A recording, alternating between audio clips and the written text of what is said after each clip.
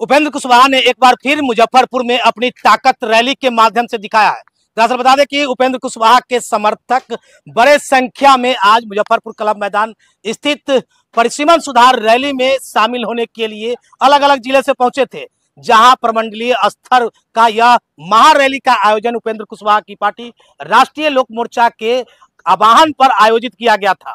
दरअसल बता दें कि दक्षिण भारत में जिस तरह से कम वोटरों पर सांसद का चुनाव होता है, लेकिन वहीं उत्तरी भारत में जिस तरह से अधिक वोटरों पर सांसद का चुनाव होता है, इसको देखते हुए उपेंद्र कुशवाहा ने इस मुद्दे को उठाया और इसी मुद्दे के माध्यम से एनडीए को यह चेतावनी और ये चेता भी दिया है कि हमें कम में ना आके। हालांकि उनके नेताओं ने एक सुर में इस मंच से संबोधित करते हुए कहा भी है कि हमें कम में आकेंगे तो फिर परिणाम कुछ और होगा।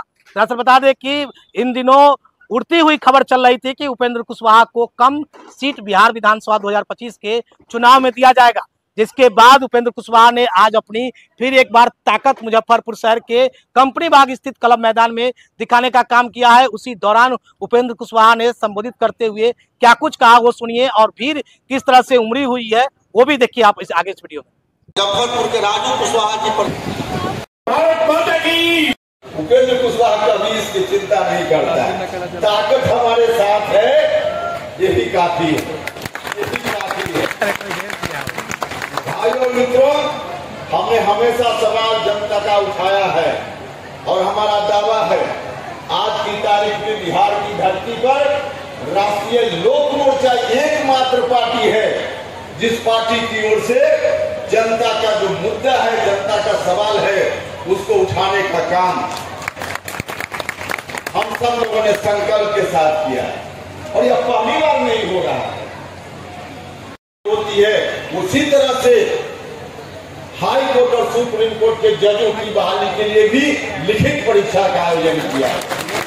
यह मांग निश्चित रूप से कुछ दिन और लग सकता है, लेकिन निश्चित रूप से यह मांग पूरी होगी। हमने जिस समय शिक्षा का सवाल उठाया था बिहार में, आज राज्य की सरकार उन्हीं मांगों को मांगते जा रही है। हमने उसी समय कहा था कि अगर शिक्षा को ठीक करना है बिहार में तो जो टीचर की बहाली की प्रक्रिया है उसको बदलना पड़ेगा। हमने जो मांग रखी थी उसी मांग में यह बात शामिल थी कि शिक्षकों की बहाली बीपीएससी या बीपीएससी जैसी कोई संस्था बनाकर हो, तो बीपीएससी से सीधे तौर पे आज बहाली राज्य की सरकार कर रही है। हमने जो कहा था एक नहीं उनमें से अनेक मांगों को राज्य की सरकार ने हूबहू मान लिया है और धीरे धीरे हम धन्यवाद देना चाहते हैं बिहार के मुख्यमंत्री नीतीश कुमार जी को। उस रास्ते पर चलते हुए नीतीश कुमार जी की सरकार ने ऐसा कदम उठाया है कि धीरे धीरे शिक्षा व्यवस्था में अब सुधार होने लगा। तो हमने इन सवालों को उठाया था और जब हम शिक्षा की चर्चा करते हैं, छात्र नौजवानों की चर्चा करते हैं, अभी जो वाल्मीकि नगर में हमारा शिविर हुआ, उस शिविर में कई मुद्दे हमने पार्टी के एजेंडा में शामिल किया, जिसमें परिसीमन वाला भी नौकरी नहीं ले पाता है। यह बिहार के नौजवानों के साथ ठीक नहीं है। जो डोमिसाइल नीति पहले थी, एक दिन देखा हमने अखबार में कि विपक्ष के नेता ने भी कहा कि हमारी सरकार आएगी तो हम डोमिसाइल नीति लाएंगे। अरे भैया, डोमिसाइल नीति हटाने का काम कब हुआ? जिस समय तेजस्वी यादव बिहार की सरकार के उप मुख्यमंत्री थे, उसी समय हटाने का काम किया। तो सत्ता में जाने के बाद आपका मुंह नहीं खुलता है और चौराहे पर आते हैं तो मुंह खुल रहा है। क्यों नहीं उस समय रोकने का काम किया? डोमिसाइल नीति उसी समय सिस्टम ऐसा बनाया गया कि बाहर का व्यक्ति भी आकर यहाँ नौकरी ले रहा है। यह ठीक नहीं है। हमने अपने एजेंडा में शामिल किया है।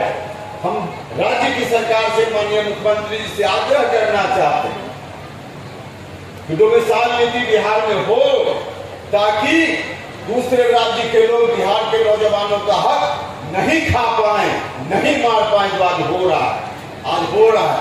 तो इस सवाल, ऐसे सवालों को हम उठाते रहते हैं। हम आपसे ताकत चाहते हैं कि ताकत दीजिए तो आगे ही सरकार बनेगी, एनडीए की मजबूत सरकार।